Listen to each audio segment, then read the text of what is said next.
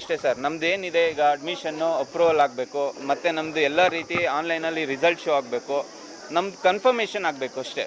ನಮ್ಗೆ ಈಗ ಏನು ಪ್ರಾಬ್ಲಮ್ ನೋಡಿ, ನಮಗೆ ಅಡಿಷ್ನಲ್ ಸೆಕ್ಷನ್ ಸಿಗುತ್ತೋ ಬಿಡುತ್ತೋ ಗೊತ್ತಿಲ್ಲ. 24 ಜನ ಏನು ತೊಗೊಂಡಿದ್ದಾರೆ, ಅಟ್ಲೀಸ್ಟ್ ಪಾರ್ಷಿಯಲ್ ಅಪ್ರೂವಲ್ ಆದರೂ ಮಾಡಿ ನಮ್ಮ 24 ಜನದನ್ನ ನಮ್ಮನ್ನ ಎಲ್ಲರಂತೆ ನಮ್ಮನ್ನು ಕೂಡ ಎಲ್ಲ ವಿದ್ಯಾರ್ಥಿಗಳಂಗೆ BCA ಅಪ್ರೂವಲ್ ತೊಗೊಬೇಕು ಅನ್ನೋದು ನಮಗೆ ಅದನ್ನು ನಾವು ಕೇಳ್ಕೊಳ್ತಾ ಇದ್ದೀವಿ ಅಷ್ಟೇ ಸರ್. ಇಲ್ಲಿ ನಾವು ಇವ್ರನ್ನ ಅಂತ ತಪ್ಪನ್ನ ಇಲ್ಲಿ ಯಾರನ್ನು ನಾವು ಬೆಟ್ ಮಾಡಿ ತೋರಿಸ್ತಾ ಇಲ್ಲ ಸರ್. ಪ್ರಾಬ್ಲಮ್ಮು ಆಗಿದೆ, ಟೆಕ್ನಿಕಲ್ ಎರರ್ ಅಂತ ಹೇಳ್ತಾರೆ.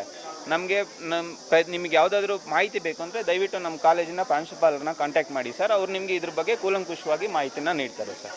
ಇದು ನಮಗೆ ಗೊತ್ತಿರೋ ಅಷ್ಟನ್ನು ನಾನು ನಿಮ್ಮ ಹತ್ರ ಹೇಳ್ತಾ ಇದ್ದೀನಿ ಸರ್. ಪ್ರಿನ್ಸಿಪಲ್ ಅವರು ಲಾಸ್ಟ್ 4 ಇಯರ್ಸಿಂದಲೂ ಅವರು ನಮ್ಮನ್ನು ಬಂದು ಯಾವುದು ಕಾಂಟ್ಯಾಕ್ಟ್ ಮಾಡಿಲ್ಲ ಇನ್ನೂ. ಅಲ್ಲೇ ಇದ್ದಾರೆ ಸರ್.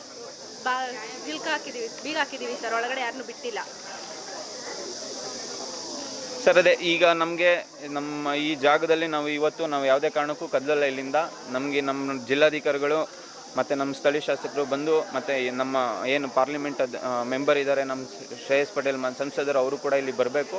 ನಮ್ಗೆ ಆಗಿರೋ ಅಂಥ ತೊಂದರೆಗೆ ಶಾಶ್ವತ ಪರಿಹಾರ ನೀಡೋವರೆಗೂ ನಾವು ನಮ್ಮ ಪ್ರೊಟೆಸ್ಟ್ನ ನಾವು ಕಂಟಿನ್ಯೂ ಮಾಡ್ತೀವಿ ಸರ್.